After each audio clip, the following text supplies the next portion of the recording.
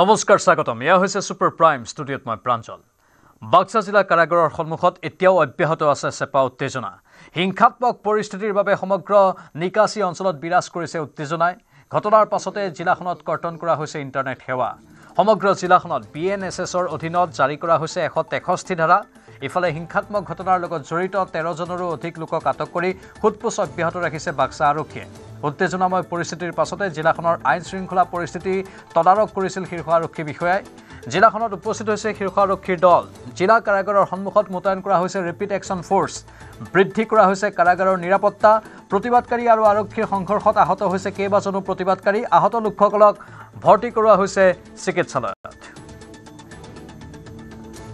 আৰু বাক্সা আইজিৰ মন্তব্য আছে শুনাই লৈছো পৰিস্থিতি এতিয়া নিয়ন্ত্ৰণত আছে আৰু মই আহিয়ে যিমান মানুহক লগ পালোঁ তেওঁলোকক বুজালোঁ প্ৰথমতে কি ভাই এইটো এনেকুৱা ভাইলেঞ্চ কৰাটো উচিত নহয় আৰু বুজাই মেলি আমি চিটুৱেশ্যন কণ্ট্ৰল কৰিলোঁ বহুত ঠাইত কেইটামান ঠাইত আমি অলপ যি আছে ফ'ৰ্চ ইউজ কৰিবলগীয়া হৈছে চিটুৱেশ্যন কণ্ট্ৰল কৰিবলৈ আৰু এতিয়া যি দুয়োফালে আমি এই ঠাই আমাৰ যি নিকাসী অঞ্চল প্লাছ এইফালে যি আছে এই গোটেই কমপ্লিট কৰি কণ্ট্ৰল কৰি লোৱা হৈছে ফ'ৰ্চ ডিপ্লাই কৰি দিয়া আছে ৰাইজক মই আকৌ অনুৰোধ জনাম হেতুৱে যে আমি সবেই মিলি পেলাই কমন গ'ল যি আছে যি উচিত ন্যায় হ'ব লাগে সেইকাৰণে আমি কাম কৰি আছোঁ তো তাৰ মাজতে আইনটো নিজৰ হাতত তুলি থ'ব নালাগে আৰু যাৰ কাৰণে যথেষ্ট চবৰে অসুবিধা হয় বহুতখিনি পেচেণ্ট অহা যোৱা কৰোঁতে মানে অসুবিধা পাইছে বহুতখিনি মানুহ এনেই মানে সেইখিনিত ইনজৰ্ড হৈছে সেইখিনি এভইড কৰিব পৰা গ'লেহেঁতেন আইনৰ ওপৰত আস্থা ৰাখক চবে আমাৰ ওপৰত আস্থা ৰাখক আমিতো চবক ন্যায় দিয়াবৰ কাৰণেই কাম কৰি আছোঁ তো আৰু এতিয়া বৰ্তমান যি আছে চিটুৱেশ্যন আমি কমপ্লিটলি কণ্ট্ৰলত আনিছোঁ আৰু গাড়ী অহা যোৱা যি আছে ৰাস্তা খোলা আছে অহা যোৱা আৰু আৰক্ষীৰ কিমান লোক ঘাইল হৈছে এতিয়ালৈকে আমি চিটুৱেশ্যন কণ্ট্ৰল কৰোঁতে আছিলোঁ প্ৰথম আমাৰ এজনী মহিলা কনষ্টেবল আৰম্ভণিতে ইনজৰ্ড হৈছিল আৰু বাকীখিনি বহুতখিনি আমাৰ গাড়ী তেনেকুৱা ডেমেজ হৈছে কেইটামান গাড়ী জ্বলাই দিয়া হৈছে মোৰ নিজৰো গাড়ী ডেমেজ হৈছে অহাৰ লগে লগে তো সেইখিনিতো হৈছে আৰু এতিয়া মানে ডকুমেণ্টেশ্যন কামটো এতিয়া কৰা হ'ব প্ৰথম আমাৰ লক্ষ্য আছিলে আমাৰ ৰাইজৰ কাৰণে আমি চিটুৱেশ্যনটো কণ্ট্ৰল কৰি দিওঁ যেনে সাধাৰণ সামান্য ৰাইজ যি আছে তেওঁলোকে শান্তিৰে ইয়াত থাকিব পাৰে সেইটো এতিয়া আমি কৰি ল'লোঁ এতিয়া বাকীখিনি এতিয়া কৰা হ'ব কাৰণ কিমান কি ইঞ্জৰি হৈছে সেইখিনিতো তদন্ত কৰা হ'ব কেলৈ ইমান ভাইলেণ্ট চিটুৱেশ্যনটো তেনেকুৱাতো কৰিব নালাগিছিল আৰু যিহেতু গভৰ্ণমেণ্ট প্ৰপাৰ্টি ডেমেজ কৰা আইন হাতত তুলি লোৱা আৰক্ষীৰ ওপৰত আক্ৰমণ কৰা আৰু এইটো আইনৰ যি প্ৰক্ৰিয়া আছে সেইটো বাধা দিয়া এইটো ভাল হোৱা নাই তো এইটো তদন্তত ওলাব কি হৈছে তাতে লাঠি চালনা হৈছিল তাৰপিছত মানুহবিলাক খেদিলে তাৰমানে গলি চালনা কৰিলে আমি পলালোঁ তাৰপিছতে এই হ'ল মোৰ বোমা দিছিল নেকি তাতে লাগিল বোমাটো লাগিল বহুত মানুহৰে আঘাত হৈছে মোটামুটি 10-15 জন হ'লে তোমাৰ ভৰিত কি গুলি লাগিছিল নেকি গুলি নহয় এইটো কিবা বোমা কয় এটা সৰু বোমা এটা তাৰমানে ওচৰত দুলিয়াই দিয়ে যে গেছ বোমা লাগিছে তাৰমানে দুলিয়াই দিছিল লাগিছে আঘাত পালোঁ কিমান মান সময় সেই সময়খিনি আছিলে তোমাৰ সময়খিনি মোটামুটি 4টা আগতে তাহোন লাঠি চালনা কৰিছে তাৰপিছতে আমি আমাৰ পাব্লিক লোকে শিল দুলিয়ালে তাৰপিছতে আমি পলাবলি কৰিলোঁ তাৰমানে আৰু সেই পলাবলি কৰা অৱস্থাতে এনেকুৱা গুলি চালনা কৰিছে মোটামুটি হৈছে 12 জন হৈছিল তেতিয়ালৈকে এতিয়ালৈকে বহুত হৈছে কিজন এতিয়া মই নাই না তাতে দেখা পোৱা নাই এতিয়া বৰ্তমান সেইটো আৰু কেনেকৈ ক'ম তোমাৰ ঘৰ মোৰ নাৰায়ণপুৰ বহুত জাগাৰ মানুহ আছিল বহুততে মানুহ আছিল ওচৰৰো আছিল আৰু বহুততে মানুহ আছে বহুত গাঁৱৰ মানুহ আছে সেইখিনি আছে আৰু বাক্সাৰ হিংসাত্মক ঘটনাক লৈ মুখ্যমন্ত্ৰীয়ে প্ৰতিক্ৰিয়া প্ৰকাশ কৰিছে এটা পক্ষই নিৰ্বাচনৰ পূৰ্বে উচ্চতনি দিবলৈ চেষ্টা কৰিছে বুলি অভিযোগ উত্থাপন কৰিছে মুখ্যমন্ত্ৰীয়ে বাক্সাৰ ঘটনাও তাৰেই এটা অংশ বুলি মন্তব্য মুখ্যমন্ত্ৰীগৰাকীৰ জুবিন গাৰ্গৰ মৃত্যুৰ তদন্তক লৈ মুখ্যমন্ত্ৰীৰ প্ৰতিক্ৰিয়া অসম ভৱনত ছিংগাপুৰৰ উচ্চায়ুক্ত সাক্ষাৎ মুখ্যমন্ত্ৰীৰ পেছাদাৰীভাৱে চলিছে জুবিন গাৰ্গৰ মৃত্যুৰ তদন্ত শীঘ্ৰে ছিংগাপুৰ আৰক্ষীয়ে জনাব তদন্তৰ সবিশেষ তদন্তৰ বাবে চৰকাৰৰ ওপৰত বিশ্বাস ৰাখিবলৈ আহ্বান মুখ্যমন্ত্ৰীৰ ছিংগাপুৰে তদন্তৰ বিষয়ে জনাব অসমক অসমে তদন্তৰ বিষয়ে জনাব ছিংগাপুৰক তদন্তকাৰীৰ মাজত তথ্যৰহে আদান প্ৰদান হ'ব জুবিন গাৰ্গৰ মৃত্যুৰ দিনাখনৰ পৰাই অসমক অশান্ত কৰিবলৈ এছাম লোকে উঠি পৰি লাগি আছিলে আৰু প্ৰত্যেকটো দিনেই তেওঁলোকৰ সামাজিক মাধ্যমত হওক কথা বতৰাত হওক মানুহক কেনেকৈ পৰোচিত কৰিব পাৰে, মানুহক কেনেকৈ উত্তেজিত কৰিব পাৰে, তাৰ বাবে তেওঁলোকে এক অহৰহ ষড়যন্ত্ৰ চলাই আছিলে। আমি সকলোৱে জানো যে ভাৰতীয় গণতন্ত্ৰত ন্যায় প্ৰদান কৰাৰ অধিকাৰ কেৱল মাত্ৰ আদালতৰ আছে আৰু আদালতত এটা শক্তিশালী গোচৰ লৈ যোৱাৰ দায়িত্ব পুলিচ প্ৰশাসনৰ। পুলিচ প্ৰশাসনে বা SITয়ে সকলো ফালৰ পৰা বিভিন্ন প্ৰমাণ, মানুহৰ লগত কথা বতৰা, বিভিন্নজনক জেৰা, বিভিন্নজনক গ্ৰেপ্তাৰৰ জৰিয়তে জুবিন গাৰ্গৰ মৃত্যুৰ সমগ্ৰ ঘটনাটোক বা তাৰ ষড়যন্ত্ৰ হওক বা মৃত্যু হওক, হত্যা হওক, গোটেই বিষয়টোক আদালতৰ সন্মুখলৈ লৈ আহিবৰ বাবে অহৰহ প্ৰচেষ্টা চলাইছে আৰু আমি নিশ্চিত যে নিৰ্ধাৰিত সময়তকৈ বহু আগতে আমি আদালতত চাৰ্জশ্বিটো দিব পাৰিম। এই প্ৰক্ৰিয়া চলি থাকোঁতে বাৰে বাৰে জুবিন গাৰ্গক ন্যায় দিব লাগে, এই ধৰণৰ এটা অসমত অদ্ভুত বাতাবৰণ সৃষ্টি কৰিবৰ বাবে এছাম লোকে অহৰহ প্ৰচেষ্টা কৰিছে আৰু এনে প্ৰচেষ্টাই অসমক মাত্ৰ পিছুৱাই লৈ যাব পাৰিব, ই অসমক কেতিয়াও আগুৱাই লৈ যাব নোৱাৰে। যোৱা 5টা বছৰত আমাৰ ৰাজ্যখনলৈ যি বিকাশ আহিছে, শান্তি আহিছে, প্ৰগতি আহিছে, সেই পৰিৱেশক মষিমূৰ কৰি কেৱল মাত্ৰ ৰাজনৈতিকভাৱে কিছু লোকে নিজৰ অভিসন্ধি পূৰণ কৰাৰ বাবে ৰাজ্যত যি এক ভয়ানক পৰিৱেশ সৃষ্টি কৰিব খুজিছে, সি সঁচাকৈ গৰিহণাযোগ্য। আজি বাস্কাৰ কাৰাগাৰৰ সন্মুখত যি ঘটনা ঘটিছে, সি সঁচাকৈয়ে অত্যন্ত দুখজনক আৰু আমি সকলোৱে অত্যন্ত মনো কষ্ট পাইছোঁ। কাৰণ অসমৰ দৰে এখন সভ্য দেশত বা ভাৰতৰ দৰে এখন সভ্য দেশত ন্যায় প্ৰদানৰ প্ৰক্ৰিয়া সম্পূৰ্ণ কৰাৰ বাবে আদালতৰ ওপৰত আমি সদায় আমাৰ বিশ্বাস ৰাখিবই লাগিব। মহাত্মা গান্ধীৰ মৃত্যুৰ পিছতো ন্যায়ৰ প্ৰক্ৰিয়া হৈছিলে আৰু নাথুৰাম গডছেক শাস্তি দিবলৈও তেতিয়াও ন্যায়ালয়ে 1 বছৰৰ পৰা 2 বছৰ সময় লৈছিলে। ৰাজীৱ গান্ধীৰ মৃত্যুৱে হওক, ইন্দিৰা গান্ধীৰ মৃত্যুৱে হওক, প্ৰত্যেকটো ঘটনাৰ শাস্তি ন্যায়িক প্ৰক্ৰিয়াৰ মাজেৰে হৈছিলে। আজি ৰাজনৈতিক দলসমূহে ৰাইজক, সাধাৰণ ৰাইজক, যি সঁচাই জুবিনক প্ৰাণ ভৰি ভাল পায়, জুবিনক প্ৰাণৰ শিল্পী, জুবিনক আপোন বুলি ভাবে, আমাৰ দৰে অসংখ্য যি জুবিনৰ অনুৰাগী, তেওঁলোকক উত্তেজিত কৰাৰ বাবে যি প্ৰচেষ্টা, মই ভাবোঁ যে ই সঁচাকৈয়ে অসমৰ স্বাৰ্থত নহয়, ই বহু দিনলৈ অসমক ক্ষতি কৰিব। CA আন্দোলনে যেনেকৈ অসমক বহু দিনলৈ ক্ষতি কৰিছিল, এই ব্যৱস্থাটোৱে অসমক বহু দিনলৈ ক্ষতি কৰিব। মই ৰাইজক আহ্বান জনাম যে যাৰ ৰাজনৈতিক উদ্দেশ্য আছে তেওঁলোকক ৰাজনীতি কৰিব দিয়ক, কিন্তু সাধাৰণ জনতাই ন্যায়ালয়ৰ ওপৰত বিশ্বাস ৰখা উচিত আৰু অসম পুলিচে নিৰ্ধাৰিত সময়ত তদন্ত শেষ কৰি ন্যায়ালয়ৰ সন্মুখলৈ জুবিনৰ ঘটনাত দোষী সকলোকে ন্যায়ালয়ৰ সন্মুখলৈ লৈ যাব। আৰু বাক্সাত বৰ্তমান পৰিস্থিতি কেনেকুৱা সেয়া জনাবলৈ আমাৰ জ্যেষ্ঠ সাংবাদিক বলেন ভট্টাচাৰ্য ফোনলাইনত আছে। বলেন, আপুনি আজি দিনৰ ভাগৰ পৰা গোটেই পৰিস্থিতি পৰ্যবেক্ষণ কৰিছে, প্ৰতিটো খবৰ আমাৰ দৰ্শকসকলক জনাই আছে। এই মুহূৰ্তত কেনেকুৱা তাত পৰিস্থিতি আপুনি জনাওক। চাওক প্ৰাঞ্জল, আবেলি সময়ৰ যি পৰিৱেশ আছিলে সেই পৰিৱেশ এই মুহূৰ্তত নাই। যথেষ্ট সংখ্যক আৰক্ষী মোতায়েন কৰা হৈছে, অৰ্ধসামৰিক বাহিনী মোতায়েন কৰা হৈছে। অহাকাইলৈ এই ধৰণৰ একেই আচলতে আৰক্ষী প্ৰশাসন সাজু হৈ থাকিব। কোনো কাৰণতে এনেকুৱা ধৰণৰ অপ্ৰীতিকৰ যাতে পৰিস্থিতি সূচনা নহয়, সেই ৰাজপথত যাতে জনতা আহিব নোৱাৰিব, তাৰ কাৰণেই তাত আইন বলবৎ থাকিব। আৰক্ষী ইতিমধ্যে জাৰি কৰিছে আৰু সেই ধৰণে যদি চোৱা হয় তেতিয়াহ'লে গোটেই পৰিৱেশটো নিয়ন্ত্ৰণ কৰাৰ কাৰণে আৰক্ষী ব্যৱস্থা লৈছে। গতিকে নিশাৰ ভাগলৈকে আজিও গোটেই পৰিৱেশটো যি ধৰণৰ আচলতে আবেলি সময়ত দেখিবলৈ পোৱা গৈছে, সেই পৰিৱেশৰ যি ধৰণৰ উন্নতি এই মুহূৰ্তলৈকে দেখিব পোৱা গৈছে, সেই ধৰণৰ এটা পৰিৱেশৰ অগ্ৰগতি দেখিবলৈ পোৱা গৈছে। বাকী যদি চাবলৈ যোৱা হয় তেতিয়াহ'লে গোটেই ঘটনাটো হোৱাৰ পিছতে কেইবাগৰাকীও আৰক্ষী আৰু আৰক্ষীয়ে তালিকা কৰা অনুসৰি 25 গৰাকী লোক আৰক্ষী এই মুহূৰ্তত আঘাতপ্ৰাপ্ত হৈছে। সাধাৰণ প্ৰায় 8 গৰাকীও লোক আঘাতপ্ৰাপ্ত হৈছে। আৰক্ষীৰ 2 গৰাকী লোক অতি জটিলভাৱে আঘাতপ্ৰাপ্ত হোৱা বুলি কোৱা হৈছে।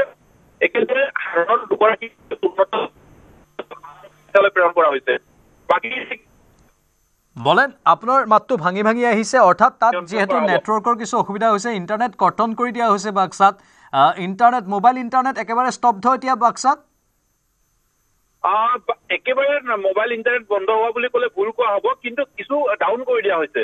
আমি যদি চাওঁ যে পৰীক্ষা অনুষ্ঠিত কৰিলে যি ধৰণে এলেকা নিৰ্দিষ্ট স্থানসমূহত যি ধৰণে কিছু ধৰণৰ নেট ডাউন কৰি দিয়া হয়, ইয়াতো সেই ধৰণে আচলতে ডাউন কৰি দিয়া হৈছে। আচলতে গোটেই পৰিৱেশটো নিয়ন্ত্ৰণলৈ অনাৰ ক্ষেত্ৰত প্ৰশাসনে ব্যৱস্থা গ্ৰহণ কৰিছে। কেইটামান মুহূৰ্তৰ পূৰ্বে আমি IGP যিগৰাকী ল এণ্ড অৰ্ডাৰৰ অখিলেশ সিঙৰ সৈতে কথা পাতিলো। তেখেতে সেই কথাখিনি উল্লেখ কৰিছে যে এই গোটেই বিষয়টোৰ ক্ষেত্ৰত তেওঁলোকৰ হাতত সেই ধৰণৰ আচলতে পূৰ্বৰ অনুমান তেনেকুৱা নাছিলে, অৰ্থাৎ SBৰ হাতত থাকিবলগীয়া যিখিনি তথ্য সেই ধৰণৰ আচলতে তেখেতসকলে থকা বুলি দাবী কৰিছে যদিও বা, কিন্তু দেখিবলৈ পোৱা গৈছিলে সেই ধৰণৰ আচলতে তথ্য নাছিলে। আৰু যাৰ কাৰণে প্ৰথম অৱস্থাত দেখিবলৈ পোৱা গৈছে যেতিয়াই আচলতে শ্যামজানু সিদ্ধাৰ্থক লৈ অহা হৈছিলে, সেই সময়ত খুব কম সংখ্যক আৰক্ষী আছিলে। অৰ্থাৎ যি ধৰণৰ আৰক্ষী তাত প্ৰদান হ'ব লাগিছিলে, যি ধৰণে আচলতে লোকৰ সমাগম ঘটিব বুলি এটা তেখেতসকলৰ পূৰ্বানুমান থাকিব লাগিছিলে, সেই ধৰণৰ পূৰ্বানুমান নাছিলে। আৰু যাৰ কাৰণে অতৰ্কিতে দেখিবলৈ পোৱা গ'ল সেইসকল লোকক যেতিয়াই ছত্ৰভংগ দিবলৈ চেষ্টা কৰা হ'ল, তেতিয়াই তাৰ ফলতেই সেই ধৰণে সৰ্বসাধাৰণ যিসকল লোক তাত সমবেত হৈছিলে, জুবিন গাৰ্গৰ ন্যায় বিচাৰি তেখেতসকলে প্ৰতিবাদী কাৰ্যসূচী ৰূপায়ণ কৰিছিলে, তেওঁলোকো জঁপিয়াই পৰিছিলে, শিলগুটি দলিয়াইছিলে, আৰক্ষীয়ে আঘাতপ্ৰাপ্ত হৈছিলে। আৰু এই মুহূৰ্তলৈকে যদি চোৱা হয় প্ৰাঞ্জল, যে প্ৰায় 11 গৰাকীকৈ লোকক এই মুহূৰ্তত আৰক্ষীয়ে আটক কৰিছে। বিভিন্ন কাৰণত সেইসকল লোকক আটক কৰা হৈছে আৰু ভিডিঅ'গ্ৰাফীৰ জৰিয়তে আৰক্ষীয়ে কোৱা হৈছে যে এই গোটেই পৰিস্থিতিটো অপ্ৰীতিকৰ পৰিস্থিতি সূচনা কৰিবলৈ চেষ্টা চলোৱা একাংশক আৰক্ষীয়ে ইয়াৰ বিৰুদ্ধে ব্যৱস্থা ল'ব। সেইসকলৰ ভিডিঅ'গ্ৰাফীসমূহ যিসমূহ থাকিব সেইসমূহৰ ভিত্তিত তেখেতসকলক বাছনি কৰিব আৰু সেইসকলক আচলতে কিন্তু বলেন সেইখিনি বাৰু আৰক্ষীয়ে পদক্ষেপ গ্ৰহণ কৰিব, কিন্তু আৰক্ষীৰ ক'ৰবাত যে কিবা এটা ত্ৰুটি থাকি গৈছিল, আৰক্ষীয়েও যে পূৰ্বানুমান কৰিব পৰা নাছিল, সেইটো অলপ আচৰিত হ'বলগীয়া কথা। কাৰণ এনেধৰণৰ এক বিষয় যিটো বিষয়ক লৈ গোটেই ৰাজ্য তোলপাৰ লাগি আছে আৰু সেই কাৰাগাৰলৈ অনাৰ আগে আগে তাত যথোপযুক্ত আৰক্ষীৰ ব্যৱস্থা গ্ৰহণ কৰা নাছিল। শিলগুটিবোৰ ক'ৰ পৰা আহিছিল তাক লৈ প্ৰশ্ন উত্থাপন হৈছে। কনষ্ট্ৰাকশ্যনৰ কাম চলি আছিল, মানে ৰাস্তা ঘাট নিৰ্মাণৰ কাম চলি আছিল, তাৰ পৰা শিলগুটিবোৰ অনা বুলি কোৱা হৈছে। সেই বিষয়বোৰ ভালদৰে মানে আৰক্ষীয়ে প্ৰশাসনে চোৱাই নাছিল তাত। এই কথাখিনি আচলতে ভাবিবলগীয়া দিশ। আচলতে যি ধৰণত আচলতে দেখিব পোৱা গৈছে, জুবিন গাৰ্গৰ ন্যায় বিচাৰি ৰাজপথলৈকে সকলোৱে ওলাই আহিছে, সকলোৱে একগোট হৈছে, মাৰ বান্ধিছে। তেনে অৱস্থাত এনেকুৱা ধৰণৰ এটা পৰিৱেশ যে হ'ব পাৰে, এই কথাখিনি পূৰ্বানুমান কৰা হৈছিলে। আমি সংবাদ মাধ্যমৰ তৰফৰ পৰা আমি আচলতে যেতিয়াই আচলতে শ্যামজানু বা সিদ্ধাৰ্থক জেললৈকে লৈ যোৱা হ'ব, এই কথাখিনি আমাৰ পূৰ্বানুমান আছিলে। আৰু সেই ধৰণে আচলতে নিৰাপত্তাৰ দিশটো আৰক্ষীয়ে কিমান ধৰণে চোৱা চিতা কৰিছে এই কথাখিনি আমি বাতৰি পৰিৱেশন কৰিছিলো। কিন্তু আৰক্ষীয়ে দুৰ্ভাগ্যজনকভাৱে সেই দিশটো সেই ধৰণে গ্ৰহণ নকৰিলে, যাৰ ফলস্বৰূপে এই ধৰণৰ পৰিস্থিতি হ'বলৈ পাৰে। সন্ধিয়া সময়লৈকে যিমান সংখ্যক আৰক্ষী মোতায়েন কৰা হ'ল জিলা কাৰাগাৰখনৰ সন্মুখভাগত, এই ধৰণৰ যদি পুৱাই ভাগৰ পৰা তাত আৰক্ষী মোতায়েন কৰা থাকে তেতিয়াহ'লে হয় বলেন সংযোগ বিচ্ছিন্ন হৈ গৈছে, কিন্তু আমি পুনৰ যোগাযোগ পৰৱৰ্তী সময়ত কৰিম। এই মুহূৰ্তত ধন্যবাদ জ্ঞাপন কৰিছোঁ। 8ৰ পৰা 10 গৰাকী লোক আঘাতপ্ৰাপ্ত হোৱাৰ খবৰ আহিছে। আৰক্ষীৰ লোকো আঘাতপ্ৰাপ্তৰ তালিকাত আছে, সাংবাদিকো আছে আৰু চিকিৎসা চলি আছে বুলি সদৰি কৰা হৈছে। আৰু অধিক তথ্যবোৰ আমি পৰৱৰ্তী সময়ত আমাৰ সাংবাদিকৰ পৰা সংগ্ৰহ কৰি থাকিম। ইফালে প্ৰিয় শিল্পী জুবিন গাৰ্গৰ ৰহস্যজনক মৃত্যুৰ পিছৰে পৰা দিন ৰাতি একাকাৰ কৰি কৰ্তব্যত ব্ৰতী হৈ আছে সাংবাদিকসকল। প্ৰতি মুহূৰ্তৰ খবৰ ৰাইজক জনাই আহিছে সাংবাদিকসকলে। কোনোবাই 24 ঘণ্টাই পালন কৰিছে নিজৰ কৰ্তব্য। প্ৰিয় শিল্পীৰ আকস্মিক মৃত্যুত ম্ৰিয়মান সংবাদকৰ্মীসকলো। আৱেগক একাষৰীয়া কৰিও পালন কৰিব লগা হৈছে দায়িত্ব। জুবিন গাৰ্গৰ ৰহস্যজনক মৃত্যুৰ ন্যায় প্ৰাপ্তিৰ যুঁজখন শক্তিশালী কৰাৰ ক্ষেত্ৰতো ভূমিকা গ্ৰহণ কৰিছে সাংবাদিকসকলে। ৰাইজে তদন্ত বিষয়ত যিমান প্ৰশ্ন আৰু অভিযোগ উত্থাপন কৰিছে, সেই সকলো সজোৰে চৰকাৰৰ দৃষ্টিগোচৰ কৰাটো আগভাগ লৈছে সাংবাদিকসকলে। ইয়াৰ পিছতো কিন্তু বাৰম্বাৰ একাংশ উত্তেজিত লোকৰ আক্ৰোশৰ বলি হ'ব লগা হৈছে সাংবাদিকসকল। আজি বাক্সাতো উন্মত্ত জনতাৰ শিলাবৰ্ষণত আঘাতপ্ৰাপ্ত হ'ল কেইবাজনো সাংবাদিক। গুৱাহাটীৰ পৰাও বাক্সালৈ ৰাওনা হৈছিল বহুকেইগৰাকী সাংবাদিক। উদ্দেশ্য আছিল বাতৰি সংগ্ৰহ কৰা, কিন্তু উত্তপ্ত পৰিস্থিতিৰ মাজত বাতৰি সংগ্ৰহ কৰিবলৈ যোৱা সাংবাদিকো হ'ল গুৰুতৰভাৱে আহত। গুৱাহাটীৰ পৰা যোৱা ধ্ৰুৱ বৰা, বনজিৎ কলিতা, সৌৰভ দে, সমীৰ চৰকাৰ, অমৰজ্যোতি শৰ্মা, জয়ন্ত শৰ্মা, নলবাৰীৰ নকুল তালুকদাৰ গুৰুতৰভাৱে আহত হয়। একাংশ উত্তেজিত লোকে জ্বলাই দিলে এটা ছেটেলাইট চেনেলৰ বাহনো। এক কঠিন আৰু ভয়াৱহ পৰিস্থিতিৰ মাজত পালন কৰিবলগীয়া হ'ল দায়িত্ব তেওঁলোকে। প্ৰতিকূল পৰিস্থিতিটো নিজৰ নিৰাপত্তাক আওকাণ কৰি বাক্সাৰ পৰা প্ৰতিটো খবৰ দি গ'ল সাংবাদিকসকলে। সাংবাদিকতা যে সহজ নহয়, আজিৰ ঘটনাই বাৰুকৈয়ে প্ৰমাণ কৰিলে। অভিযুক্তক বাক্সা জিলা কাৰাগাৰলৈ নিয়াৰ সময়তে সৃষ্টি হ'ল উত্তপ্ত পৰিস্থিতিৰ। ক্ষোভিত জনতাই আৰক্ষীৰ বাহনলৈ অভিযুক্তক কঢ়িয়াই নিয়া আৰক্ষীৰ বাহনলৈ নিক্ষেপ কৰিলে চেণ্ডেল আৰু শিলগুটি।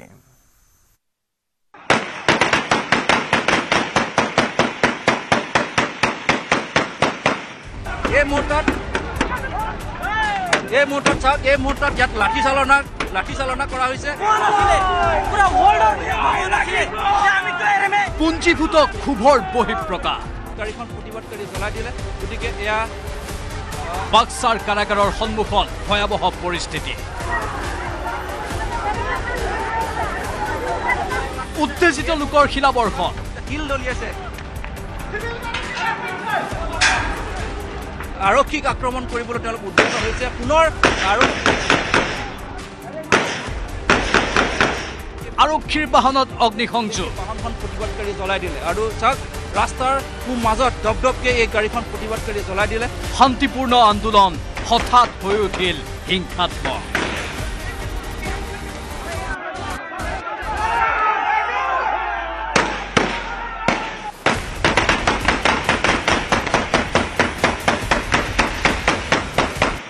পৰিস্থিতি নিয়ন্ত্ৰণৰ বাবে শূন্যলৈ গুলীচালনা। কন্দুৱা গেছৰ প্ৰয়োগ। এয়া আপুনি শব্দ শুনিছে যে কন্দুৱা গেছ নিক্ষেপ কৰা হৈছে। আৰু এই মুহূৰ্তত দেখিছে পৰিস্থিতিটো এনে এটা পৰ্যায়ত পোৱাটো তেওঁলোকে বিচাৰি আছিল। দীৰ্ঘ সময় প্ৰতিবাদকাৰী আৰু আৰক্ষীৰে খণ্ডযুদ্ধ হতাহতি।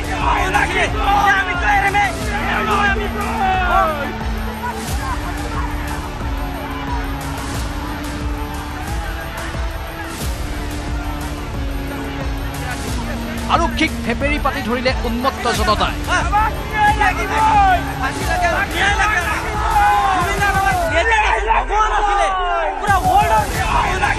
ধাৰাসাৰ শিলাবৰ্ষণত আহত আৰক্ষী সাংবাদিক।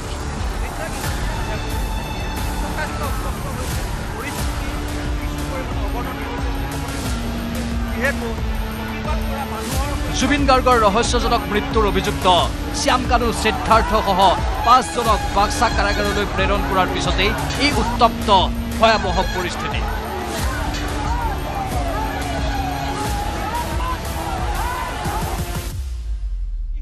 প্ৰাণৰ শিল্পীৰ ৰহস্যজনক মৃত্যুৰ ন্যায় প্ৰাপ্তিৰ যুঁজে বাক্সাৰ কাৰাগাৰৰ সন্মুখত হঠাৎ ল'লে হিংসাত্মক ৰূপ। দৃশ্য দেখিলেই ধৰিব পাৰি কিমান ভয়াৱহ পৰিস্থিতিৰ উদ্ভৱ হৈছে বাক্সা। উগ্ৰ প্ৰতিবাদকাৰীয়ে জ্বলাই দিলে এখনৰ পিছত আন এখন আৰক্ষীৰ বাহন। আৰু এই মুহূৰ্তত চাওক, আন এখন বাহন জ্বলাই দিলে। এই মুহূৰ্তত সেই বাহনখন এই মুহূৰ্তত দেখিছে যে সেই বাহনখন প্ৰতিবাদকাৰী জ্বলাই দিলে। আৰু চাওক, ৰাস্তাৰ মাজত দপদপকে এই গাড়ীখন প্ৰতিবাদকাৰী জ্বলাই দিলে। বাক্সা কাৰাগাৰলৈ শ্যামকানু সিদ্ধাৰ্থক নিয়াৰ লগে লগে উমি উমি জ্বলি থকা জুই কুৰাই ল'লে ভয়াৱহ ৰূপ। জিলা কাৰাগাৰলৈ নিৰন্তৰ শিলাবৰ্ষণ, উন্মত্ত প্ৰতিবাদকাৰী। কিন্তু এনে হিংসাত্মক প্ৰতিবাদে জুবিন গাৰ্গৰ ন্যায় আজৰি অনাত সফল হ'বনে?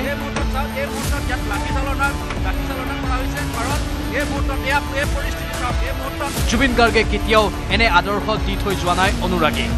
প্ৰতিবাদৰ নামত হিংসাত্মক ৰূপ নিবিচাৰে শান্তিপ্ৰিয় জনতাই। আৰক্ষীক আক্ৰমণ কৰিবলৈ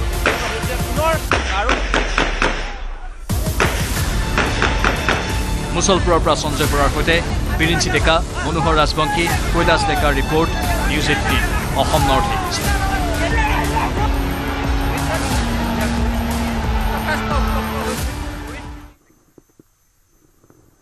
ইফালে বাক্সাৰ ঘটনাক লৈ প্ৰতিক্ৰিয়া মন্ত্ৰী অতুল বৰাৰ। সকলোকে ধৈৰ্য সহকাৰে পৰিস্থিতি নিয়ন্ত্ৰণৰ আহ্বান। জুবিন গাৰ্গৰ মৃত্যুৰ বাবে দায়ীসকলক শাস্তিৰ দাবী অতুল বৰাৰ।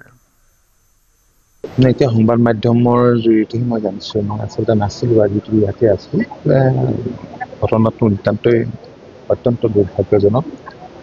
তো আমি সকলোৱে বিচাৰিছোঁ যে আমাৰ প্ৰিয় শিল্পী হিয়াৰামঠু জুবিন গাৰ্গে ন্যায় পাওক।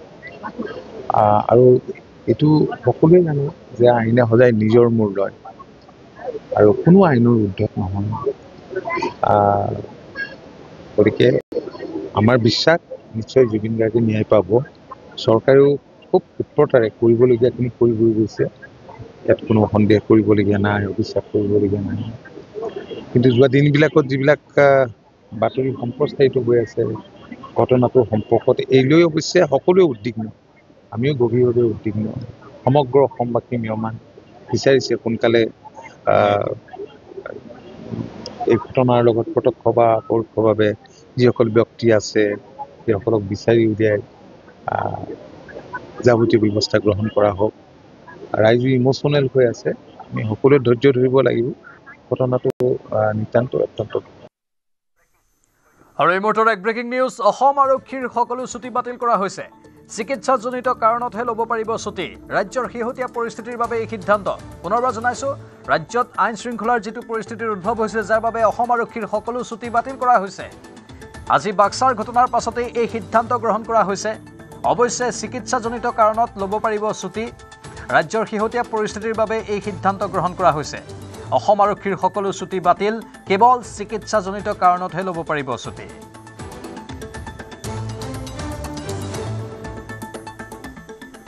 ইফালে বাক্সাত গুলীবিদ্ধ যুৱকক চাংচাৰী এইমছত ভৰ্তি কৰোৱা হৈছে। সফলভাৱে সম্পন্ন গুলীবিদ্ধ দীপক মেধিৰ অস্ত্ৰোপচাৰ। যুৱকজনৰ বাওঁ পিঠিত লাগিছিল গুলী। বৰ্তমান সংকটমুক্ত অৱস্থাত যুৱকজন। পুনৰবাৰ জনাইছোঁ, বাক্সাত গুলীবিদ্ধ যুৱকক চাংচাৰী এইমছত ভৰ্তি কৰোৱা হৈছে। সফলভাৱে সম্পন্ন হৈছে গুলীবিদ্ধ দীপক মেধিৰ অস্ত্ৰোপচাৰ। যুৱকজনৰ বাওঁ পিঠিত লাগিছিল গুলী। বৰ্তমান সংকটমুক্ত বুলি চিকিৎসকে জানিবলৈ দিছে।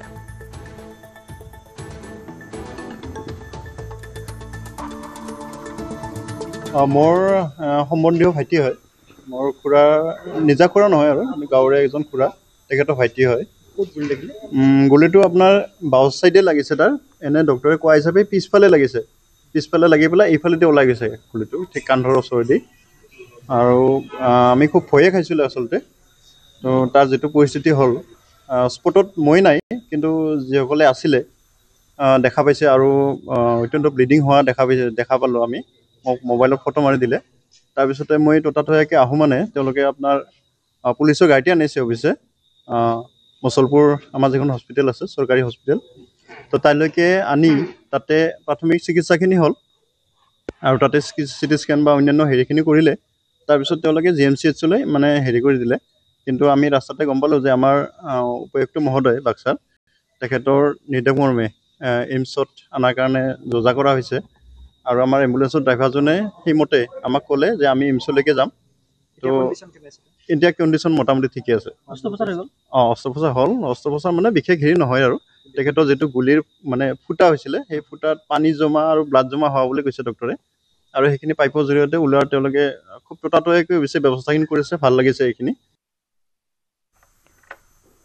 শ্যামকানু সিদ্ধাৰ্থই বিচৰাৰ দৰেই ফেচিলিটি আছে 55 কোটি টকা ব্যয়েৰে সাজু কৰি তোলা বাক্সা জিলা কাৰাগাৰত। পিছে সুসজ্জিত কাৰাগাৰত দিন যাপনৰ সপোন দেখাৰ সময়তেই বাক্সা উত্তপ্ত কৰিলে ৰাইজে। জেল যাত্ৰাটো ফিটফাট চেহেৰা লৈ ওলাই যোৱা শ্যামকানু সিদ্ধাৰ্থই ভবা কথা হয়তো নহ'ব সিদ্ধি।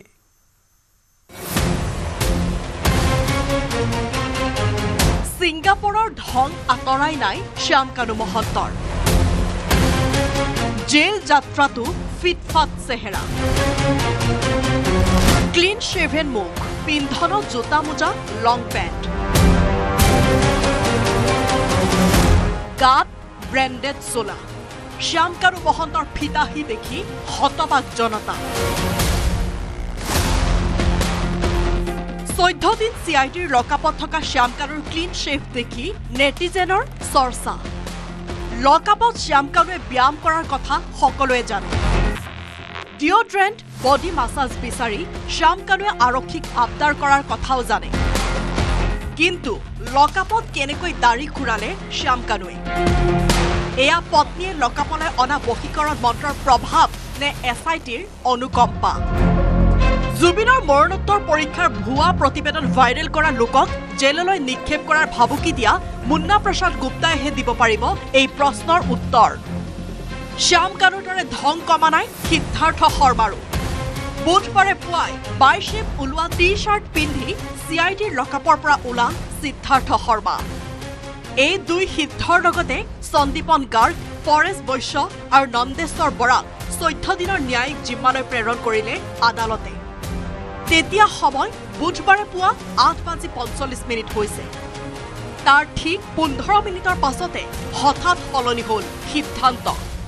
গুৱাহাটী কেন্দ্ৰীয় কাৰাগাৰৰ পৰিৱৰ্তে 5 অভিযুক্তক বাক্সা জিলা কাৰাগাৰলৈ নিয়াৰ সিদ্ধান্ত ল'লে গৃহ বিভাগে। তাৰ পাছতে চৰ্চালৈ আহিল মাত্ৰ 3 মাহ পূৰ্বে নিৰ্মাণ সম্পূৰ্ণ হোৱা নিকাচিৰ কাৰাগাৰ। শ্যাম কানু সিদ্ধাৰ্থই বিচৰাৰ দৰে ফেচিলিটি আছে 55 কোটি টকা ব্যয়েৰে সাজু কৰি তোলা বাক্সা জিলা কাৰাগাৰত। অত্যাধুনিক সা সুবিধা, প্ৰতিটো কোঠাৰে মজিয়া টাইলছ লগোৱা, চিকচিকীয়া আন্তঃগাঁথনিৰে কাৰাগাৰৰ বিশাল চৌহদ, প্ৰতি বৰ্গ ইঞ্চি সুপৰিকল্পিত। সকলো আছে বাক্সা জিলা কাৰাগাৰত। নাই কেৱল এজনো কয়দী। মুকলি মনেৰে নিকাচিৰ সুসজ্জিত কাৰাগাৰত দিন যাপনৰ সপোন দেখি থাকোঁতে আৰম্ভ হ'ল স্থানীয় লোকৰ প্ৰতিবাদ।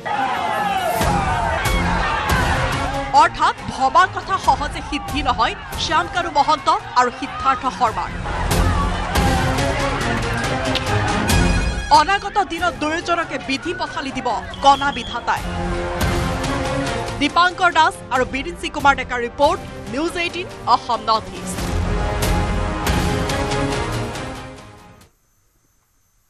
ইফালে ছিংগাপুৰৰ উচ্চায়ুক্তৰে মুখ্যমন্ত্ৰীৰ বৈঠক। ছিংগাপুৰত আৰক্ষীয়ে তদন্ত চলাই আছে জুবিন গাৰ্গৰ মৃত্যুৰ। ছিংগাপুৰতো চলি আছে আৰক্ষীৰ তদন্ত। মৰণোত্তৰ পৰীক্ষাৰ প্ৰতিবেদন দিয়া হৈছে আৰক্ষীক। অসমৰ ৰাইজক কিছু ধৈৰ্য ধৰিবলৈ অনুৰোধ উচ্চায়ুক্তগৰাকীৰ। অলপ সময় ছিংগাপুৰ আৰক্ষীক দিবলৈ অনুৰোধ জনাইছে।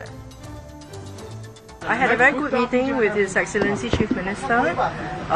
We discussed the areas of mutual cooperation between Singapore and Assam, and we also conveyed our condolences to the people of Assam for the tragic passing of Subinji. As mentioned, I also highlighted to him that on October 1st, the Singapore Police Force has already conveyed the autopsy reports and their preliminary findings. Unfortunately, we don't have any more information to share because the police force in Singapore is currently investigating the case, and I appeal to the people of Assam for your patience to give our authorities the time and space. They will do a professional and thorough job, and please allow them time and space to do a professional and thorough investigation to the case. ইফালে জুবিন গাৰ্গৰ মৃত্যুক লৈ Singapore আৰক্ষী থানাত এজাহাৰ। দুলু আহমেদে দাখিল কৰিলে এজাহাৰ। ছিংগাপুৰতো ঘটনাৰ তদন্তৰ দাবী দুলু আহমেদৰ। ছিংগাপুৰৰ অসমীয়াকো তদন্তৰ আওতালৈ অনাৰ দাবী। এজাহাৰৰ পাছত গোচৰ পঞ্জীয়ন হোৱা বুলি জনালে দুলুৱে। আজি 15 অক্টোবৰ তাৰিখে আমাৰ সকলোৰে মৰমৰ জুবিন গাৰ্গৰ যিটো হত্যাকাণ্ডৰ গোচৰ, তাৰ বাবে মই ছিংগাপুৰৰ যিসকল প্ৰবাসী অসমীয়া আছে তেখেতসকলৰ বিৰুদ্ধে ইয়াতো তদন্ত চলিব লাগে আৰু অসমত চলি থকা CID আৰু SIT বিভাগতো যাতে তেখেতসকলে তদন্তত সহযোগিতা কৰিব লাগে, সেই সম্পৰ্কে মই প্ৰথমে যিটো ছিংগাপুৰৰ পুলিচ হেডকোৱাৰ্টাৰ তাত ৰাতিপুৱা 9 বজাত উপস্থিত হ'লোঁ, ভাৰতীয় সময়মতে 6:30 বজাত। তাৰপিছত বহু দেৰি আলোচনা কৰাৰ পিছত তেখেতসকলে যিটো লোকেল পুলিচ ষ্টেচন, ইনচিডেণ্ট হোৱাৰ লোকেল পুলিচ ষ্টেচন যোনটো তালৈ পঠিয়াই দিলে। প্ৰায় 3 ঘণ্টাৰ অন্তত সকলো দিশ চালি জাৰি চাই বিভিন্ন ধৰণৰ কথা সোধাৰ পিছত তেখেতসকলে মই যিখন এজাহাৰ দাখিল কৰিছিলোঁ সেইখন পঞ্জীয়ন কৰা বুলি মোক জনায় আৰু পৰৱৰ্তী পৰ্যায়ত ইনভেষ্টিগেশ্যনৰ কাৰণে আকৌ হয়তো মোক মাতিলে মই আহিব লাগে বুলি মোৰ পৰা এখন লিখিত ল'লে। আৰু সেই সংক্ৰান্তত মই আজি আপোনালোক সকলোকে, যিহেতু এইটো খুব ভাল খবৰ, সমান্তৰালকৈ যাতে ইয়াতো গোচৰ চলিব লাগে, তাত মই ইতিমধ্যে মোৰ ছ'চিয়েল মিডিয়াত দিছোঁৱেই। তাত পঞ্জীয়ন নম্বৰটোও আছে। গতিকে এইটো অসমবাসী বা ৰাইজৰ বাবে খুব ভাল খবৰ যে তদন্ত প্ৰক্ৰিয়াত সহযোগ কৰাৰ লগে লগে ইয়াত যিসকল থাকে তেখেতসকলকো যাতে সমান্তৰালকৈ ছিংগাপুৰতো তদন্ত কৰিব লাগে বুলি মই এজাহাৰত ইতিমধ্যে স্পষ্ট কৰি দিছোঁ। ইফালে জুবিন গাৰ্গৰ মৃত্যুৰ ন্যায়ৰ দাবীত জাগিৰোডত জোৰ সমদল ন্যায় প্ৰক্ৰিয়া ক্ষিপ্ৰতৰ আৰু দোষীক কঠোৰ শাস্তিৰ দাবীত সাব্যস্ত কৰে প্ৰতিবাদ জাগিৰোডবাসী ৰাইজৰ উদ্যোগত বাহিৰ কৰা হয় জোৰ সমদল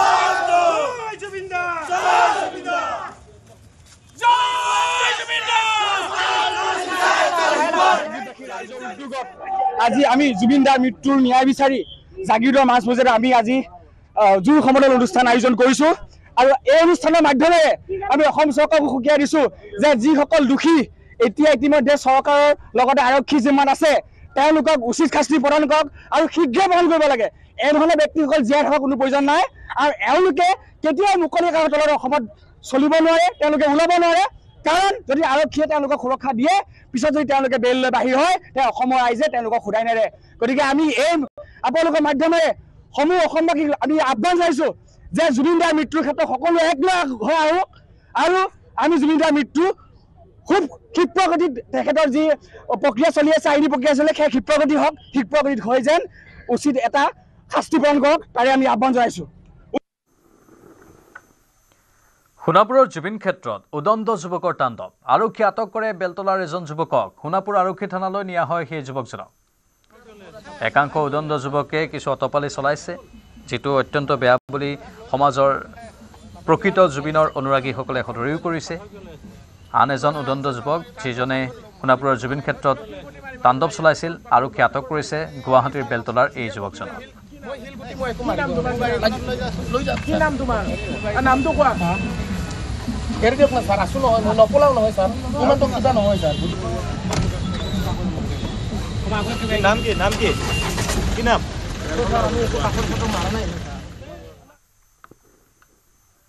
বাতৰি দেখোঁতে সময় হৈছে বাণিজ্যিক বিৰতিৰ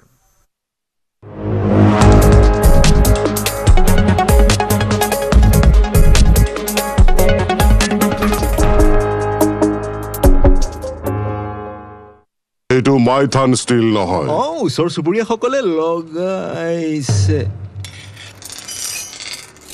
ষ্ট্ৰং মানে মাইথান ষ্টিল যদি বিষৰ সমস্যাত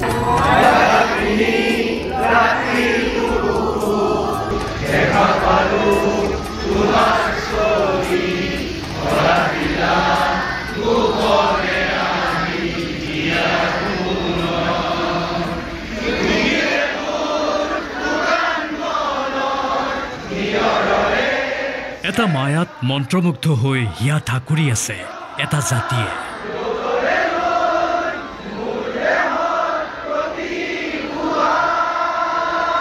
দিনৰ পিছত দিন ৰাতিৰ পিছত ৰাতি এটাই সুখ এটাই পিলা এখন মুখ এটা হাঁহি পাহৰিব পৰা নাই এটি ক্ষণো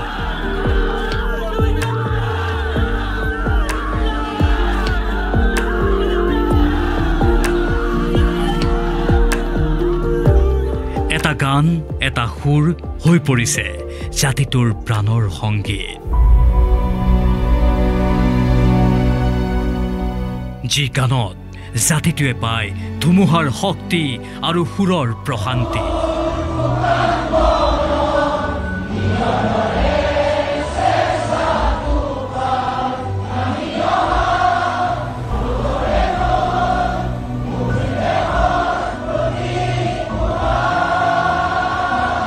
মায়াবিনী ৰাতি হৈ পৰে এটা জাতিৰ গান জুবিন হৈ পৰে জাতিটোৰ প্ৰাণ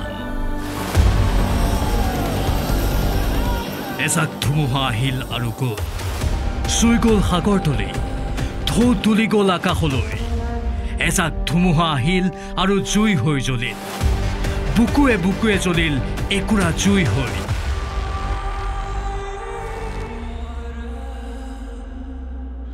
তেজে তেজে বৈ গ'ল এটা সুৰ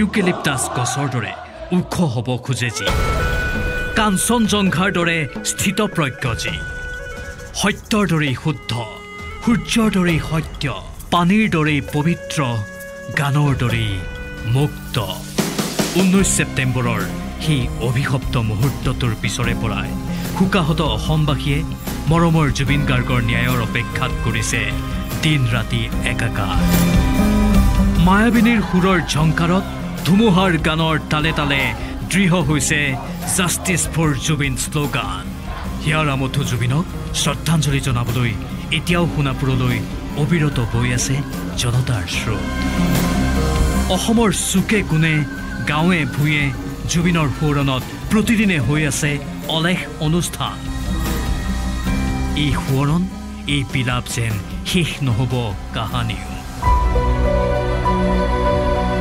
ৰ'দৰ গান হৈ জুবিন এদিন উভতি আহিব শৰতৰ প্ৰভাতী ফুল হৈ জুবিন এদিন আকৌ ফুলিব নাহৰৰ কলি হৈ বহাগক আদৰি আনিব জোনাক হৈ অসমীয়াৰ আন্ধাৰ মুখ উজ্বলাই তুলিব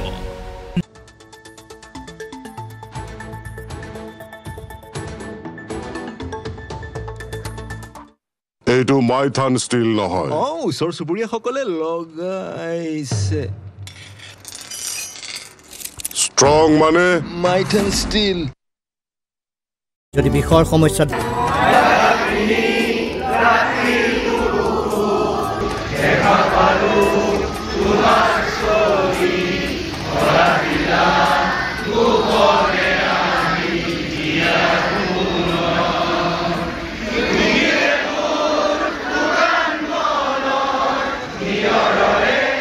এটা মায়াত মন্ত্ৰমুগ্ধ হৈ হিয়া ঠাকুৰি আছে এটা জাতিয়ে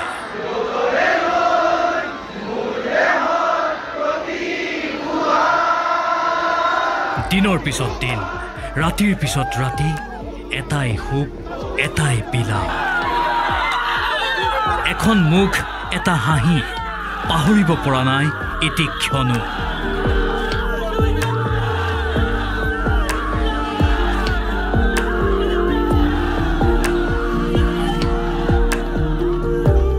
এটা গান এটা সুৰ হৈ পৰিছে জাতিটোৰ প্ৰাণৰ সংগীত যি গানত জাতিটোৱে পায় ধুমুহাৰ শক্তি আৰু সুৰৰ প্ৰশান্তি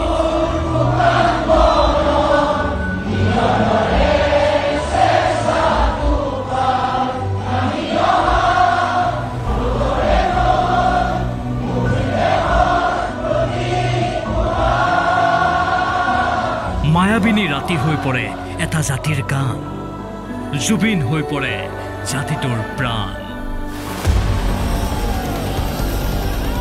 এজাক ধুমুহা আহিল আৰু গ'ল চুই গ'ল সাগৰতলী ঢৌ তুলি গ'ল আকাশলৈ এজাক ধুমুহা আহিল আৰু জুই হৈ জ্বলিল বুকুৱে বুকুৱে জ্বলিল একুৰা জুই হৈ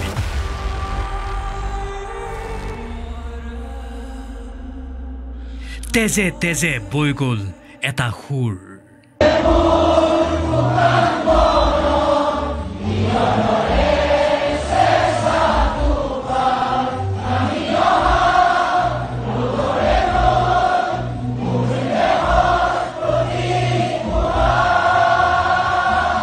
ইউকেলিপ্টাছ গছৰ দৰে ওখ হ'ব খোজে যি কাঞ্চনজংঘাৰ দৰে স্থিতপ্ৰজ্ঞ যি সত্যৰ দৰেই শুদ্ধ সূৰ্যৰ দৰেই সত্য পানীৰ দৰেই পবিত্ৰ গানৰ দৰেই মুক্ত 19 ছেপ্টেম্বৰৰ সেই অভিশপ্ত মুহূৰ্তটোৰ পিছৰে পৰাই শোকাহত অসমবাসীয়ে মৰমৰ জুবিন গাৰ্গৰ ন্যায়ৰ অপেক্ষাত কৰিছে দিন ৰাতি একাকাৰ মায়াবিনীৰ সুৰৰ ঝংকাৰত ধুমুহাৰ গানৰ তালে তালে দৃঢ় হৈছে জাষ্টিছ ফৰ জুবিন শ্লোগান হিয়াৰ আমঠু জুবিনক শ্ৰদ্ধাঞ্জলি জনাবলৈ এতিয়াও সোণাপুৰলৈ অবিৰত বৈ আছে জনতাৰ স্ৰোত অসমৰ চুকে কোণে গাঁৱে ভূঞে জুবিনৰ সোঁৱৰণত প্ৰতিদিনে হৈ আছে অলেখ অনুষ্ঠান এই সোঁৱৰণ এই বিলাপ যেন শেষ নহ'ব কাহানিও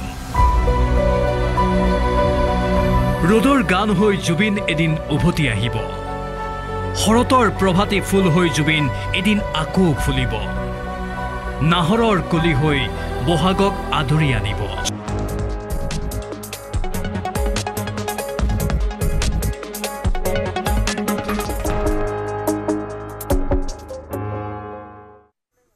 পুনৰ স্বাগতম 2030 চনত ভাৰতত কমনৱেলথ গেমছৰ আয়োজন শতবাৰ্ষিক কমনৱেলথ গেমছ অনুষ্ঠিত হ'ব ভাৰতত এই খবৰে উৎফুল্লিত কৰিছে দেশৰ ক্ৰীড়া প্ৰেমীক এই সিদ্ধান্ত দেশৰ বাবে এক গৌৰৱময় মাইলৰ খুঁটি এই মন্তব্য ৰিলায়েন্স ফাউণ্ডেশ্যনৰ প্ৰতিষ্ঠাপক অধ্যক্ষ নীতা আম্বানীৰ প্ৰধানমন্ত্ৰী নৰেন্দ্ৰ মোদীকো ধন্যবাদ জনালে নীতা আম্বানীয়ে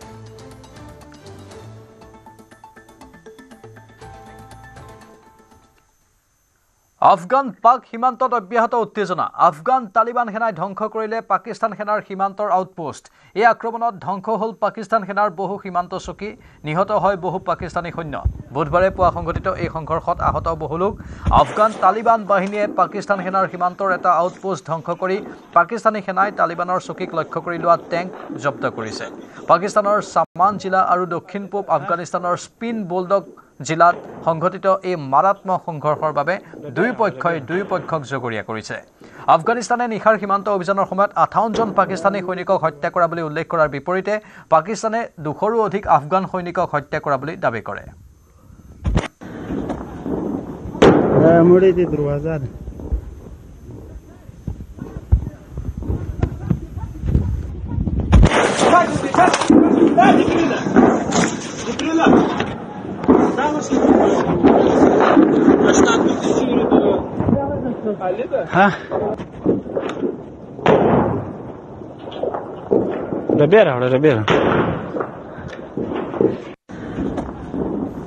পাকিস্তানৰ অৱস্থা মুঠতে এতিয়া অতি শোচনীয় আফগানিস্তানৰ সৈতে যুদ্ধবিৰতিৰ আহ্বান পাকিস্তানৰ দুয়োখন চুবুৰীয়া দেশৰ মাজত উত্তেজনা বৃদ্ধি কৰা শেহতীয়া সীমান্ত সংঘৰ্ষৰ পিছত বুধবাৰে সন্ধিয়া 6 বজাৰ পৰা 48 ঘণ্টাৰ বাবে অস্থায়ী যুদ্ধবিৰতি পালন কৰিবলৈ সন্মত হৈছে পাকিস্তান আৰু তালিবান প্ৰশাসন পাকিস্তানৰ বৈদেশিক মন্ত্ৰালয়ে ঘোষণা কৰে যুদ্ধবিৰতি আলোচনাৰ মাধ্যমেৰে সমস্যা সমাধানৰ লক্ষ্য উপায়হীন পাকিস্তানৰ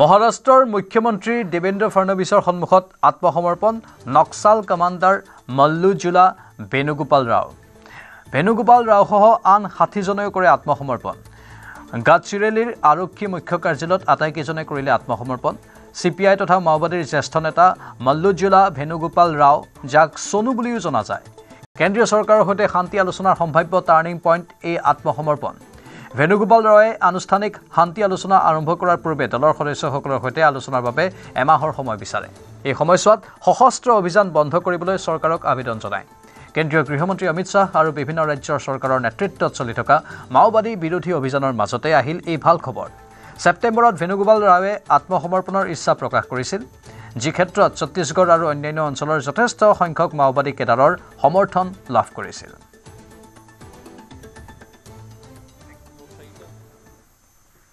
ভাৰত আৰু মংগোলিয়াই উন্নীত কৰিব দ্বিপাক্ষিক সম্পৰ্ক দুই দেশৰে প্ৰতিৰক্ষা নিৰাপত্তাৰ সম্পৰ্ক বৃদ্ধি জটিল খনিজ ক্ষেত্ৰত সহযোগিতা আগবঢ়োৱাৰো সিদ্ধান্ত মংগোলিয়াৰ তেল শোধনাগাৰত বিনিয়োগ ভাৰতৰ $1.7 বিলিয়ন বিনিয়োগ কৰিছে ভাৰতে ইয়াৰ বাবে ভাৰতক ধন্যবাদ জনালে মংগোলিয়াৰ ৰাষ্ট্ৰপতি খুৰেলছুখ উখনাই ভাৰতৰ এই সহযোগিতাৰ ফলত মংগোলিয়াৰ শক্তিৰ বাবে চীনৰ ওপৰত নিৰ্ভৰশীলতা হ্ৰাস পাব বুলি প্ৰকাশ কৰিছে ৰাষ্ট্ৰপতি উখনাই ই হৈছে বিশ্বৰ যিকোনো ঠাইতে ভাৰতৰ অন্যতম বৃহৎ বিদেশী সাহায্য প্ৰকল্প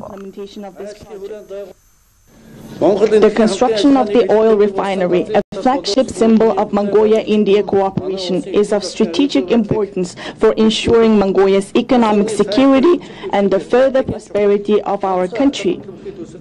I want to express my deep gratitude to the government and companies of India, as well as to you, the Honorable Prime Minister, for your all-round support and collaboration for the successful implementation of this project.